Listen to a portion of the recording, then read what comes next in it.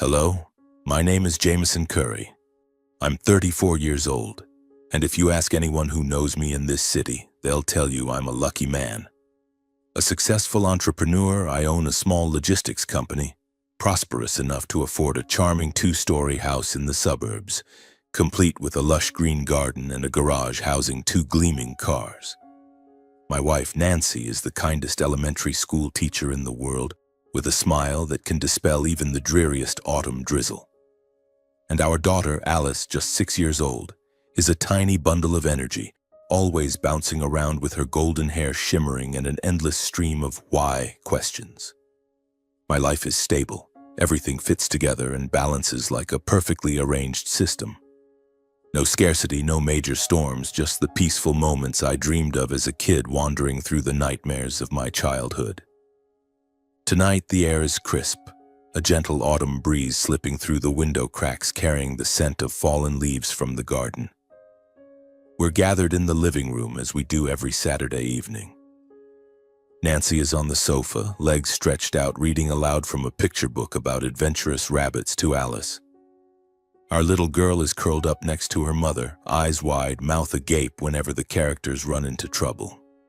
I'm sitting in my old worn armchair, the only piece of furniture I brought from my past, sipping black coffee, smiling at the scene before me. This is happiness, I think. Not the dazzling firework kind of happiness, but the warm, quiet kind, like the crackling fire in the hearth. Then in the most unassuming moment, everything changes. Alice, with her boundless childish curiosity, rolls out of her mother's lap and crawls under the coffee table, pulling out something old and dusty. "Daddy, what's this?" she chirps, holding up a faded, yellowed photograph. I lean forward, my heart suddenly skipping a beat. It's a picture of my grandfather, Milton Curry. There he stands in the middle of a vast field on his farm, holding a hoe, his weathered face framed by a white beard and piercing eyes that stare into the camera as if challenging the world. Next to him is me, a scrawny 9-year-old, face scrunched up because he forced me to pose for the picture. I thought that photo was long lost, but here it is, silently reminding me that the past never truly disappears. It waits for a gust of wind, a touch, to come rushing back like a flood. I take a deep breath and set my coffee cup on the table. "Alice, do you want to hear a story?" I ask. A real story about my grandfather, the man who changed my life forever. She nods eagerly, eyes sparkling. Nancy smiles, pulling me to sit beside her, her hand squeezing mine as if she knows this story isn't just for Alice but for all of us. And so, under the warm golden glow of the living room lamp, I begin to tell it. Not to boast, not to complain, but to release, to let the shadows of the past find peace, and to help you, those listening, understand that the man I am today, with a steady smile and steady hands, was forged from the deepest scars. Let's go back to when I was 11 years old. It was a sweltering summer in rural Midwestern America, where winding red dirt roads led to endless fields of corn. I was a mischievous kid with messy brown hair and a belief that life was an adventure that never ended. My father, Henry, was a construction engineer, tall and broad, always laughing heartily and hoisting me onto his shoulders to conquer small hills. My mother, Laura, was an artist, her watercolor paintings adorning our home's walls, and she'd sing me to sleep with old folk songs, her voice as sweet as honey. We lived in a small house on the edge of town, where neighbors knew each other by name, and weekends meant picnics by the lake filled with sandwiches and echoing laughter. But then, on a July afternoon, everything fell apart. I was sitting in the living room watching TV when a knock came at the door. 2 officers stood there, faces grim, hats slightly askew, delivering the brief message: "Your parents were in a car accident. There were no survivors." I remember standing at the door, hands clenched, the world around me blurring into a haze. I don't recall crying. Not then. The pain was too immense, freezing in my chest like a block of ice, leaving me numb. The news spread quickly. The small town was steeped in sympathy, but to an 11-year-old, sympathy was just distant whispers. Then my grandfather appeared. Milton Curry, a man I'd only met a few times in my life, each encounter leaving me trembling. He was a widowed farmer, living alone on a farm 20 miles from town since I was a baby. He was tall, broad-shouldered, with a neatly trimmed white beard and gray-blue eyes sharp as a blade. I'd always been afraid of him as a child. Not because he hit or yelled, but because of his presence. He spoke little, but every word carried weight, like a command from the heavens. A man must be strong, he once told my father during a rare visit, and my father just laughed it off, patting my shoulder and saying, "Grandpa's just strict, son." Milton took charge of everything for the funeral. No unnecessary words, no wasted gestures. He wore an old black suit, standing by the coffins like a stone statue, clutching his fedora. I sat in the front row wearing my best clothes, a white shirt my mother had sewn for my birthday, and looked at my parents lying there, strangely peaceful. After the funeral, as everyone left, my grandfather turned to me, placing his rough hand on my shoulder. The first and only touch from him at that moment. "Let's go, Jameson." To our home. His voice was low and steady, without a hint of tremor. I nodded, my throat tight, and followed him to the parking lot of the small church. His old Ford truck creaked as it started, the smell of engine oil and gasoline stinging my nose, dispelling the last traces of the ceremony's solemn air. We drove in silence, the only sounds being the crunch of tires on the cracked asphalt and the staticky radio broadcasting the weather report. Showers this afternoon, skies as gloomy as my mood. The road out of town gradually changed. The neatly tiled houses gave way to weathered wooden fences and stunted cornfields, then finally to the vast expanse of the Curry farm. My grandfather's farm was dominated by a large, ancient wooden house with rough-hewn pillars carved long ago, its rusty tin roof creaking in the autumn breeze. It was surrounded by fields of grass taller than my knees, lush green in summer but now faded to gold. In the distance were the barns, low-roofed structures reeking of manure and hay, mingled with the bleating of pigs and the distant neighing of horses. The space here was vast to the point of being intimidating, wide enough that my footsteps echoed like small thunderclaps, but cold, lacking the family warmth I once knew. No mother calling me to dinner, no father's hearty laugh from the garage. Just the wind whistling through the cracks and darkness swallowing everything as dusk fell. And I knew in the years to come this would be my home. The interior of my grandfather's house was an entirely foreign world. Everything here followed a strict order, a discipline he imposed. The kitchen table gleamed, knives and forks neatly arranged in a wooden rack, and a calendar hung on the wall marked with pencil. Milk cows, 6 a.m. Plow fields, 8 a.m. Check fences, afternoon. No colorful paintings, no toys. Just an old radio on the shelf and a thick Bible beside his armchair. My first impression was a mix of fear and curiosity. He led me down a narrow hallway pointing to the last room. "Your room. Keep it clean. No clutter." The tiny room had a stiff wooden bed with crisp white sheets, an old desk, and a window overlooking the horse stable. No bedside lamp, no rug. Just a desk lamp with a dim, frosted bulb, and on the wall a small chalkboard with the words, "Work hard," written in chalk. I swallowed hard, set my suitcase down, and he walked away, his heavy footsteps echoing toward the kitchen. Those first days on the farm passed like an unrelenting storm, sweeping away the last remnants of my peace. My grandfather's routine was so rigid it was suffocating, like a clock wound too tightly, ready to snap if it missed a second. Every morning at 5, the sharp clang of his alarm clock rang out from his room. I'd jolt awake, heart pounding. "Get up, Jameson. The sun doesn't wait." His voice boomed from the hallway, and I'd stumble out of bed, eyes still stinging from dreams of the accident. Dreams of my parents calling my name in the rain, reaching out but never touching me. There was no time for daydreaming. I'd pull on the jeans and flannel shirt he'd laid out, then rush to the backyard where he waited with a bucket of pig feed and a broom for the stables. Breakfast was always at 6. He sat at the head of the table, I at the far end, a distance like two separate worlds. The meal was simple, watery oatmeal and toast.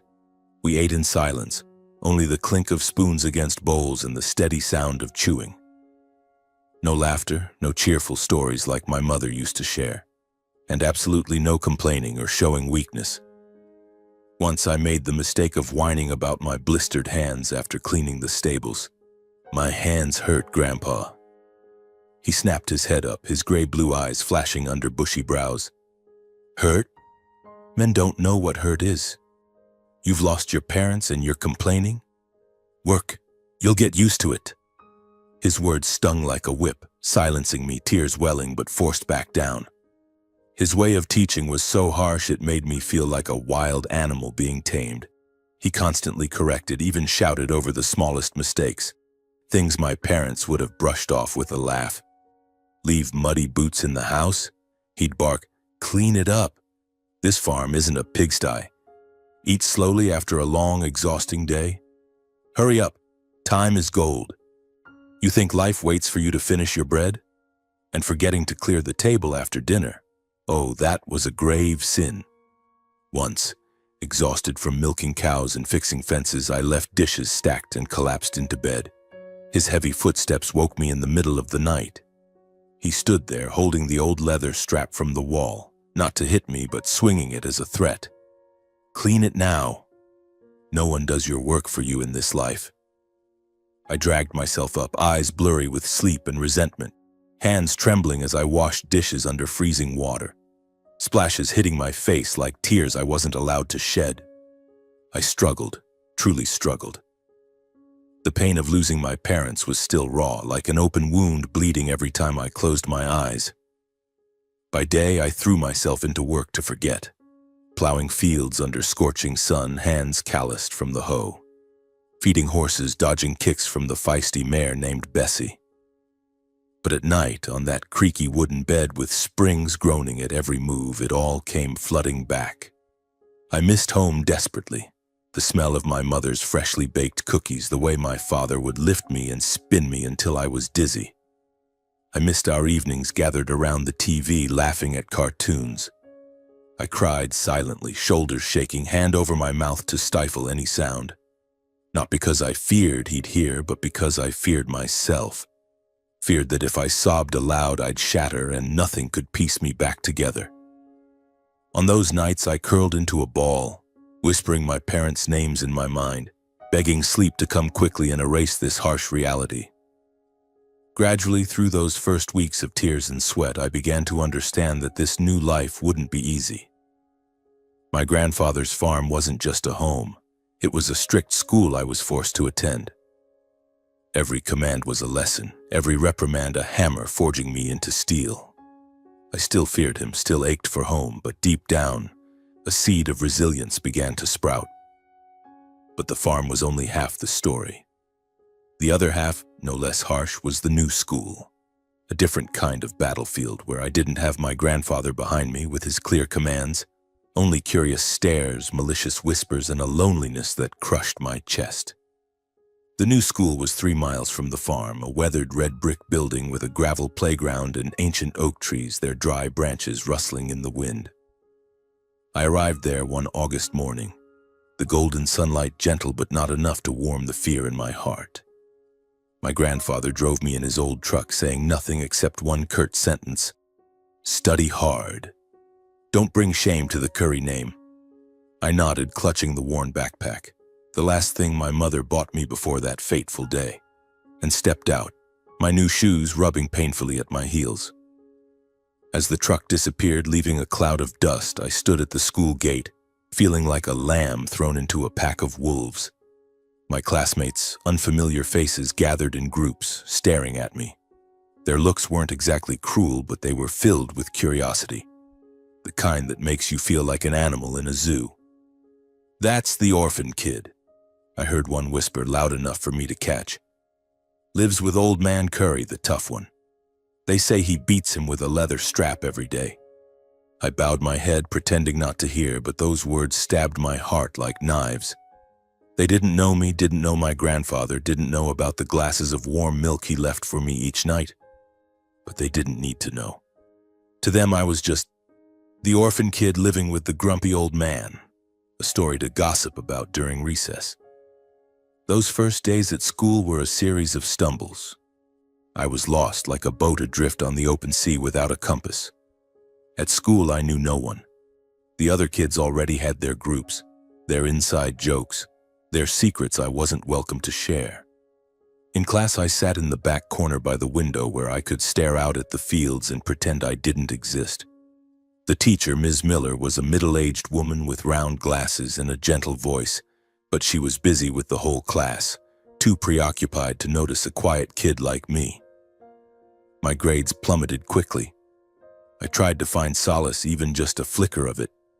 Every afternoon as I climbed into my grandfather's truck, I hoped he'd ask, "How was school, Jameson?"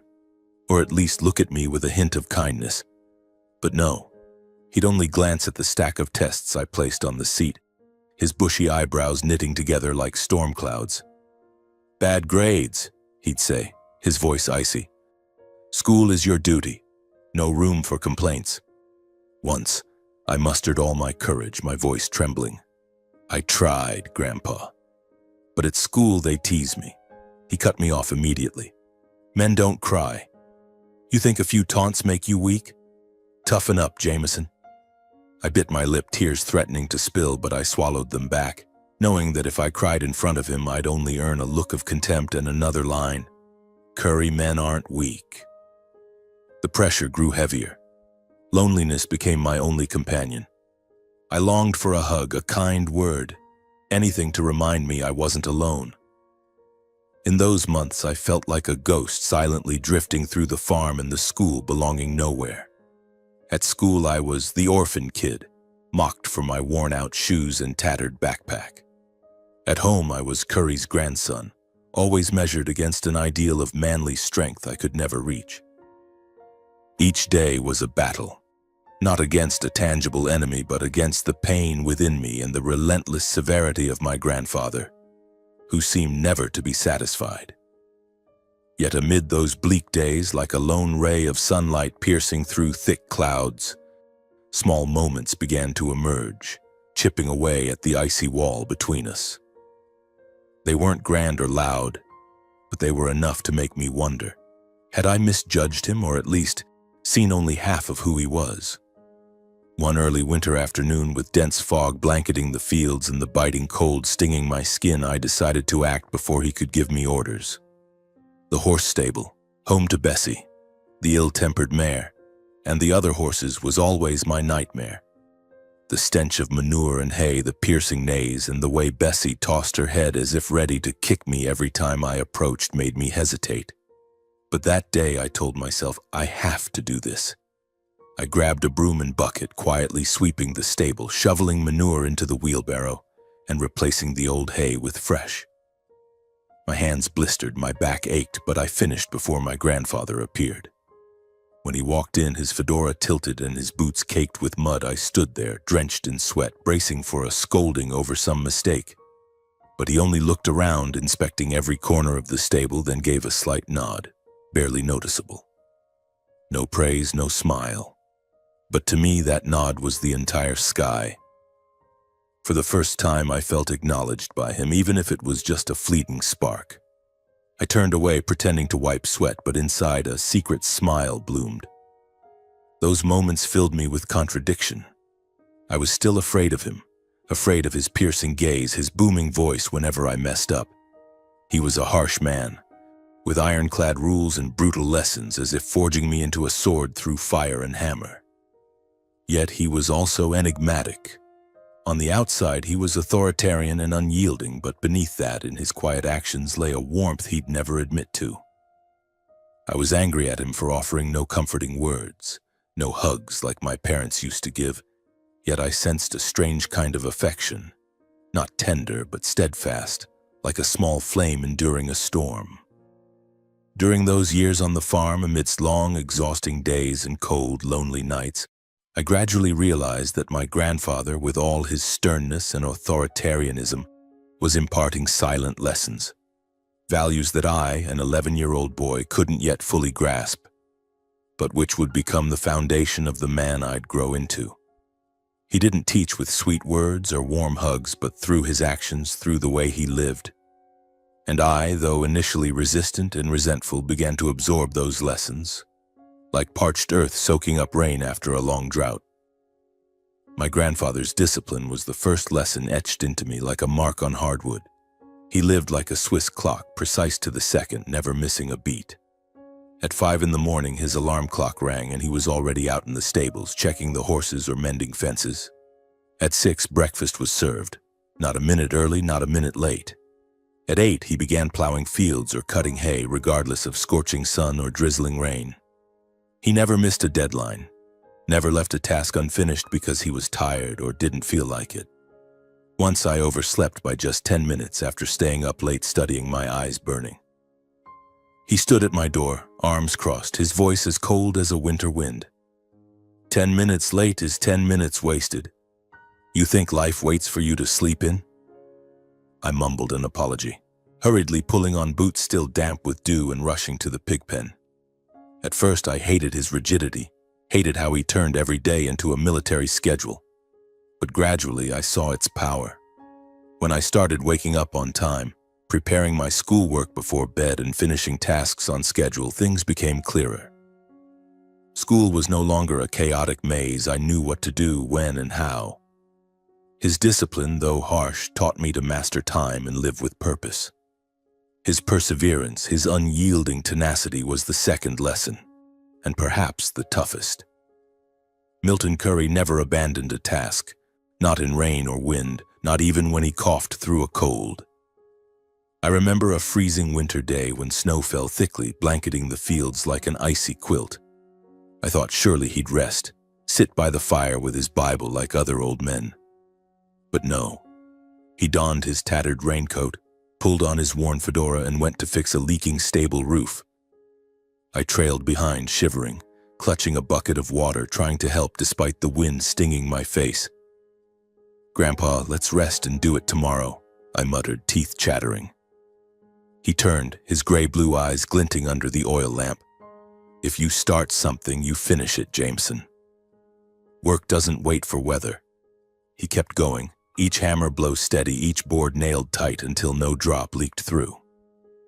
I stood there, soaked and exhausted, but a strange feeling rose in me. Respect. He didn't just work out of necessity, it was how he lived. Relentless, unyielding, like an old oak standing firm in a storm. From then on, I adopted that spirit. When math homework was too hard, when I wanted to give up from exhaustion, I thought of him fixing that roof in the snow. "If you start something, finish it," I told myself, and pushed through, eyes burning, fingers trembling. His frugality and thrift were the next lesson, one I initially found annoying but later valued. Milton never wasted a thing, not a penny, not a crumb. Leftover bread was carefully wrapped, dropped nails were picked up, wood scraps were saved for the fire. He kept a small worn leather notebook where he recorded every expense, from seeds to truck repairs. Once I accidentally spilled a bottle of fresh milk on the kitchen floor, the white pool spreading like a puddle of guilt. I braced for a scolding, panicked. He only looked, sighed, then wiped it up, saying, "That milk is sweat, Jameson. One spill is one effort wasted." I was ashamed, not because he scolded me, but because he was right. He lived frugally, saving every bit, not out of stinginess, but because he understood the value of small things. From then on, I learned to cherish money, even the loose change in my pocket. I started caring for my belongings, patching torn clothes instead of asking for new ones, and each time I held coins earned from helping him sell hay, I felt their weight, not just as money, but as effort, as sweat. His sense of responsibility was the lesson that changed me most deeply. Milton could be domineering, but he never shirked his duty to family or the ancestral land. The Curry farm, with its fields and stables, wasn't just a home. It was a legacy he preserved from his great-grandfather, his father, and now himself. Every morning he checked fences, tended horses, plowed fields, not out of love, but duty. When my parents died, he took me in without hesitation, though I knew he wasn't used to raising a child. Once I asked, "Why don't you sell the farm and live in town for an easier life?" He looked at me, eyes pensive. "A man doesn't run from responsibility, Jameson. This is our ancestors' land. Abandoning it is abandoning yourself." His words hit like a hammer, waking me up. I began to understand that being a man wasn't just about strength, but about shouldering burdens, no matter how heavy.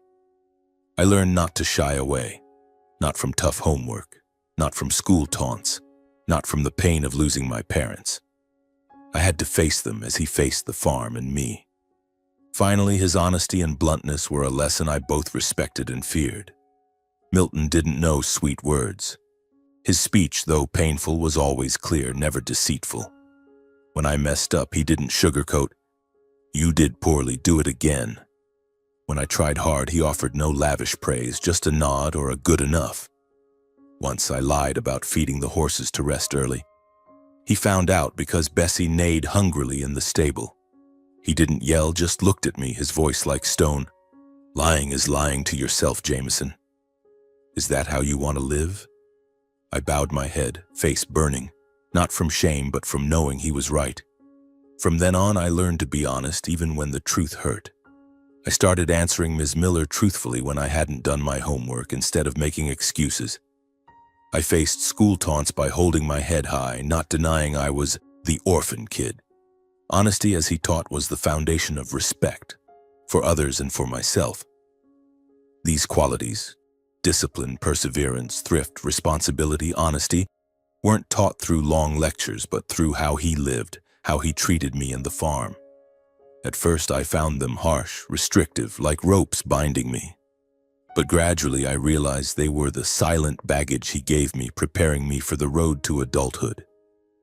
Each time I woke up on time, finished a task despite exhaustion, or told the truth despite fear, I felt myself grow stronger. My grandfather, with all his sternness and coldness, was forging me into a man.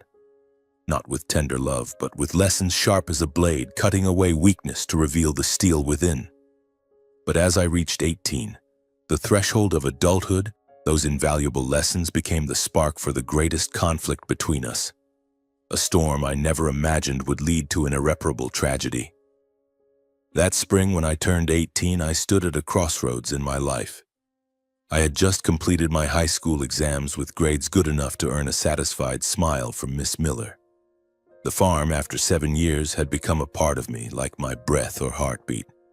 I was accustomed to the rooster's crow at dawn, the smell of hay in the stables, and the rare but meaningful nod from my grandfather whenever I did well. But within me, another fire burned fiercely, uncontainable, a yearning for freedom. I was tired of his ironclad rules, the endless days of labor, the feeling of being a horse tethered by reins, never allowed to gallop. I wanted to go out there, to town, to the city, to work, earn money, stand on my own, live my own life, not as Curry's grandson. I dreamed of a job in an auto garage, or even as a construction worker like my father, where I could hold my paycheck and decide my own fate. But my grandfather had other plans. One evening, as I was wiping mud from my boots on the porch, he called me into the kitchen. On the table was a stack of papers, college applications, a list of schools in neighboring states, and a handwritten note in his firm script. College, the only way. He sat there, arms crossed, his gray-blue eyes icy. "You'll go to college, Jameson. It's the only way to a secure future." I froze, feeling as if doused with cold water. "But I don't want to, Grandpa," I said, my voice trembling with restraint. "I want to work, be independent. I'm tired of always being told what to do." His bushy eyebrows knitted together like storm clouds. "Work? You think being a mechanic or a laborer is a future? Foolish, short-sighted. You want to waste your life like that?" His words cut like a knife, slicing into my pride. Blood rushed to my face, my heart pounded, in 7 years of pent-up frustration. His scoldings, lonely nights, harsh lessons, erupted like a volcano. I shot to my feet, the wooden chair scraping loudly on the floor. "You're always so controlling," I shouted, my voice echoing in the cold kitchen. "You never understand me, never ask what I want. I've lived here 7 years doing everything you demand, but have you ever cared how I feel? I lost my parents, Grandpa, don't you know? It hurts, but all you do is give orders. I was shaking, tears threatening to spill, but I bit my lip to hold them back. My grandfather stood too, towering like an oak, his voice thundering. Ungrateful. You think I raised you, taught you, just for you to throw it all away for foolish ideas? Have you forgotten everything I've done? His face flushed red, his hand clenched as if to slam the table, but he restrained himself, pointing at my chest. You want freedom? Go. But don't come back when you fail. His words were a sledgehammer, shattering my last hope that he could understand me. I stopped thinking. Anger and resentment drowned out reason. I ran to my room, shoving clothes, a notebook, and my old teddy bear into a backpack. I didn't look back, didn't say goodbye. As I stepped off the porch, the cold night wind stung my face, but I didn't care. I walked down the gravel road, darkness swallowing my steps, only the faint moonlight guiding me. I thought I'd go to town, find work, prove I didn't need him, the farm, or his suffocating rules. But after a few miles, my legs aching, I sat under an oak tree by the roadside, my breath forming clouds in the cold air. The stillness of the night calmed me, and his words echoed in my mind. College, the only way. I hated to admit it, but he was right. I remembered his lessons: discipline, perseverance, responsibility, and realized that, though domineering, he wanted a better future for me than the fleeting dreams I held. I was wrong. Wrong to let anger cloud my judgment, wrong to think freedom meant running away. I decided to return. Dawn was breaking, fog blanketing the fields as I trudged back to the farm, my backpack heavy on my shoulders, my heart heavier with regret. I imagined standing before him, apologizing, saying I'd listen, I'd go to college. I'd say thank you, for the first and perhaps last time. But when I pushed open the door, an eerie silence gripped the house. No alarm clock, no call from the stables. I stepped into the kitchen, heart pounding, and there he was, lying motionless on the floor, still clutching his notebook, his gray-blue eyes wide open, lifeless. "Grandpa," I screamed, dropping to my knees, shaking him, but he didn't respond. My hands trembled as I called for help, my voice breaking through tears. They arrived quickly, but it was too late. The doctor said it was a stroke compounded by heart failure. He was gone, silently, in the house he'd spent his life preserving. I sat beside his body, tears falling endlessly. Regret surged like waves, drowning me. I hadn't apologized, hadn't shown him my gratitude. For the warm milk, the wool blankets, the harsh lessons that turned a weak boy into the man kneeling here. He was gone forever, taking with him the words I never said, leaving me with only loneliness and memories of a grandfather who was both stern, admirable, and heartbreakingly human. The funeral was held 3 days later at the small church in town, the same place where 7 years earlier I had stood beside my grandfather at my parents' funeral. The sky was overcast, gray clouds stretching endlessly, as if mourning alongside us. Relatives gathered, but the atmosphere was colder than the March wind sweeping through the fields. They stood scattered in the churchyard, familiar yet distant faces. Aunts, uncles, cousins I'd rarely seen during my years on the farm. They came, perhaps out of duty, but no one seemed genuinely grieve. I overheard their whispers, flat and emotionless. Milton? That rigid old man. No one could stand him. An uncle, vaguely remembered from long ago family gatherings, shook his head. Domineering, authoritarian. Lived alone his whole life, died alone too.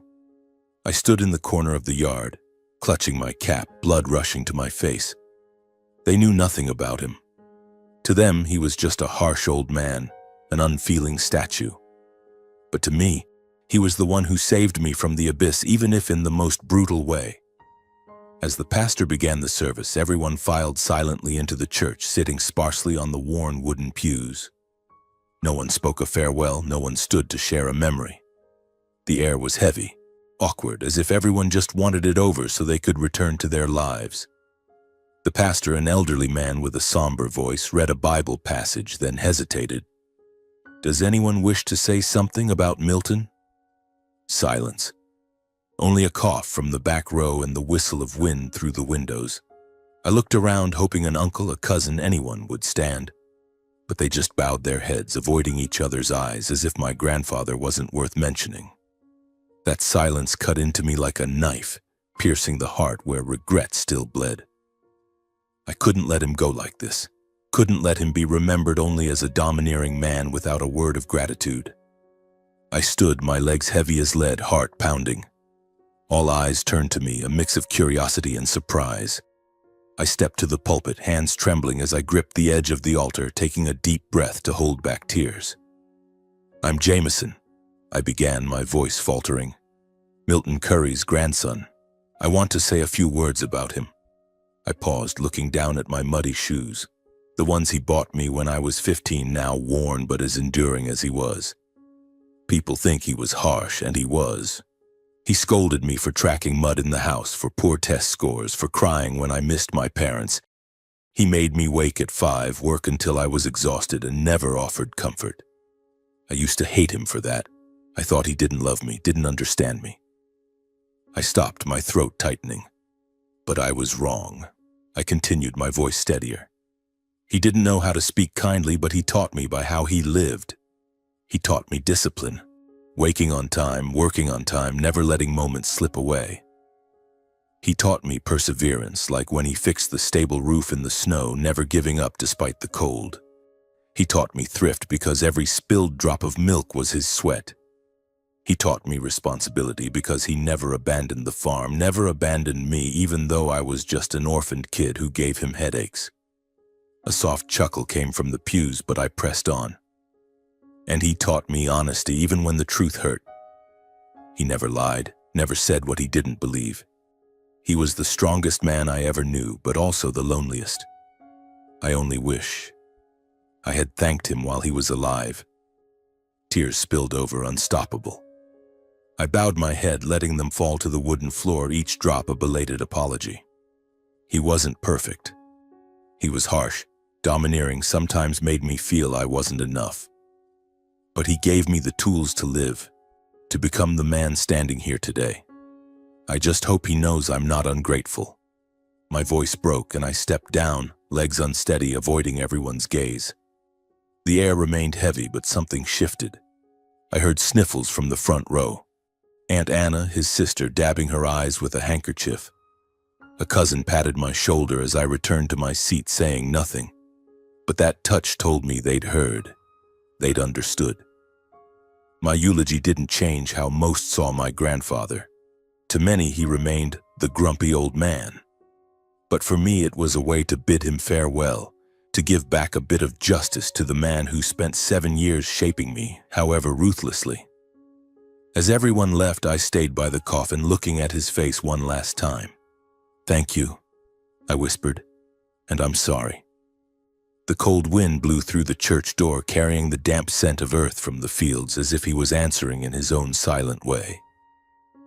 A few days after the funeral, while I was cleaning the horse stable to keep myself busy, a sleek black sedan pulled up at the farm's gate. A middle-aged man in a gray suit stepped out, holding a worn leather briefcase. He introduced himself as Mr. Thompson, my grandfather's lawyer, and asked me to come to his office in town. "There are matters concerning Milton's will," he said, his voice low and measured. I nodded, my heart pounding, unsure what to expect. A will? I had never thought my grandfather had anything to leave behind beyond the farm and the old furnishings in the house. But I climbed into my truck, followed Mr. Thompson, feeling as though I was stepping into a new chapter filled with unease and curiosity. Mr. Thompson's office was on a corner of the main street, a small room with the smell of old paper and varnished wood. He invited me to sit, pushed his round glasses up his nose, and opened a thick folder. "Jameson," he began, "your grandfather left behind more assets than you might have imagined." I froze, my hands gripping the chair's edge. Assets? My grandfather, who always wore tattered flannel shirts, who recorded every cent in his leather notebook, who taught me to save every scrap of bread. Mr. Thompson flipped through the pages, his voice steady. Besides the farm, Milton owned a small investment portfolio, mostly stocks in local agricultural companies. He accumulated them years ago, very discreetly. Their current value is about $400,000. There's also a 50-acre plot of land in the next county never used. I sat there, mouth dry, unable to believe my ears. My grandfather, the man I thought owned only the farm and a few horses, had quietly built a fortune, just as he quietly left glasses of warm milk on my desk. "It's all been transferred to you," Mr. Thompson said, sliding a paper toward me. "He wanted you to use it to build your future." I held the paper, but my mind was blank. Money, land, these were too foreign, too vast compared to what I knew of him. Then Mr. Thompson pulled something else from his briefcase. A worn leather journal, its edges yellowed, tied with a thin leather cord. "This is what Milton asked me to give you directly," he said, his eyes softening. "He said it's more important than any asset." I took the journal, my hands trembling, feeling as if I were touching a piece of his soul. The leather was cool under my fingers, and as I opened it, the smell of old ink and musty paper rose, like the breath of the farm.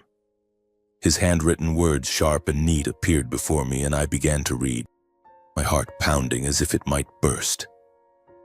The journal wasn't a diary in the usual sense, no long stories or daily accounts. It was a collection of fragmented thoughts, brief notes, like shards of his soul.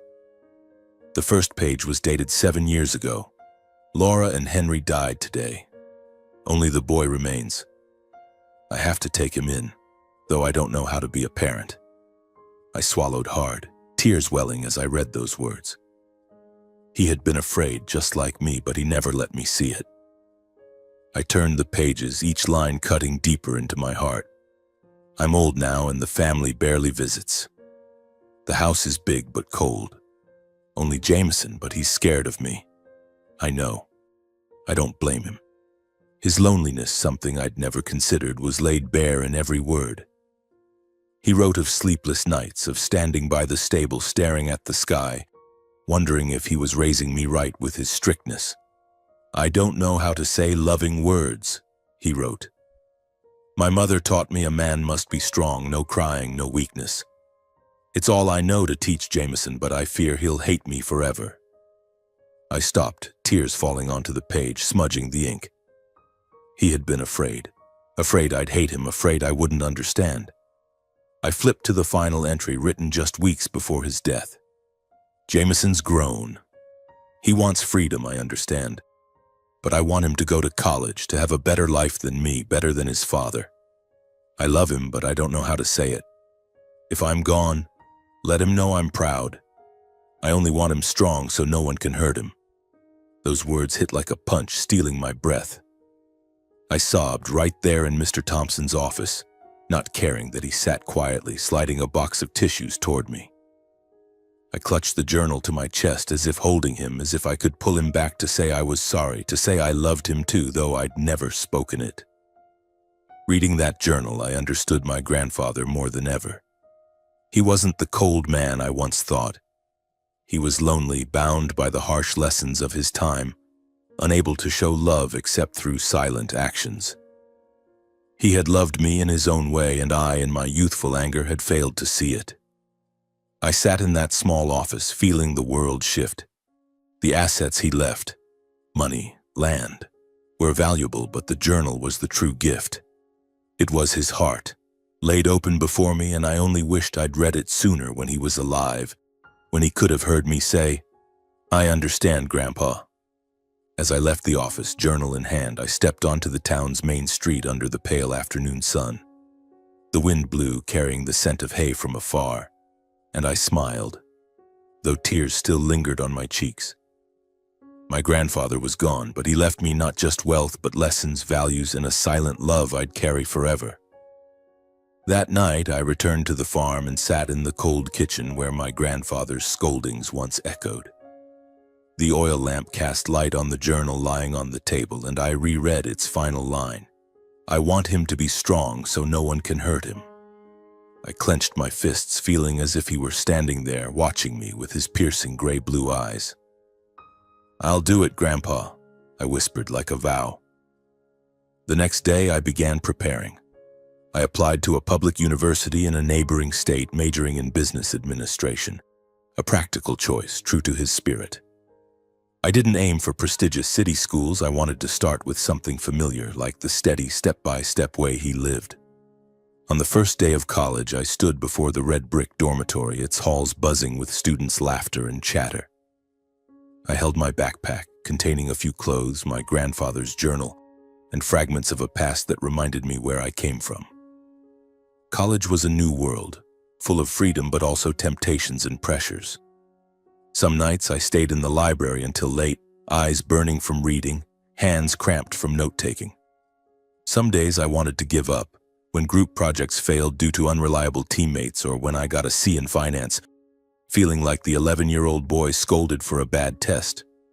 But each time I faltered, I opened the journal, rereading his words. Discipline, perseverance, responsibility. And I told myself, if you start something, finish it. Those college years weren't easy. I worked part-time at a coffee shop near campus, bussing tables, washing cups, standing for hours with aching feet to save every penny. I lived as he taught me, frugally, never wasting, even when friends invited me to bars or to buy new clothes. I'd smile and decline. That thrift got me through tough months when tuition rose or when I had to repair my grandfather's old truck, which I kept forgetting around. I also learned to be honest even when it hurt. Once I was tempted to copy a friend's assignment to meet a deadline, but I remembered his words. Lying is lying to yourself. I submitted late, accepting the penalty, but the relief of holding my head high before the professor was worth more than any grade. At 22, I graduated, holding a degree. Not exceptional, but earned through sleepless nights and persistent days. I didn't return to the farm right away, though it remained the place I called home. Instead, I moved to the city, carrying my grandfather's lessons and the remaining capital from his estate. I started small, launching a logistics company transporting produce from local farms to supermarkets. The idea came from my years on the farm, watching my grandfather struggle to find buyers for hay or grain. But starting a business wasn't a bed of roses. Some months the company lost money. Clients refused to pay, trucks broke down mid-route, deliveries arrived late. Some nights I sat in my tiny office under flickering fluorescent lights, wondering if I'd taken the wrong path. But each time I thought of him, how he stood firm through failed harvests. I gritted my teeth, worked day and night, negotiated with clients, streamlined processes, and slowly the company stabilized. The qualities he taught me, discipline, perseverance, thrift, responsibility, honesty, became my compass. When a client delayed payment, I firmly demanded it on time, no sugarcoating, even if it ruffled feathers. When employees made mistakes, I didn't yell as he had, but I set discipline, asking them to fix and redo as he taught me. And when the company faced a crisis, like when a large shipment spoiled due to a transport error, I didn't give up. I sat down, analyzed the problem, and found solutions, even if it meant working to exhaustion. Those lessons, etched deep from the farm, turned my small idea into a steady business, strong enough to let me buy the 2-story suburban house where I now live with Nancy and Alice. At 34, I have a happy family, something I once thought would forever be an unattainable dream. Nancy, with her smile as warm as autumn sunlight, is the most wonderful companion. She patiently listens to my stories about the farm, about my grandfather, no matter how many times I repeat them. Alice, our 6-year-old daughter, is an endless source of joy, a bundle of energy with shimmering golden hair and ceaseless questions. Daddy, did Grandpa ever play with you like you play with me? I smile, ruffle her hair, and tell her edited stories suitable for her age, but I've never shared the full truth. Not because I'm ashamed, but because I want to keep those memories intact, like the leather-bound journal I keep in my desk drawer, opening it whenever I need a reminder of where I came from. My career, the small logistics company now expanded to 3 branches in nearby cities, is also part of his legacy.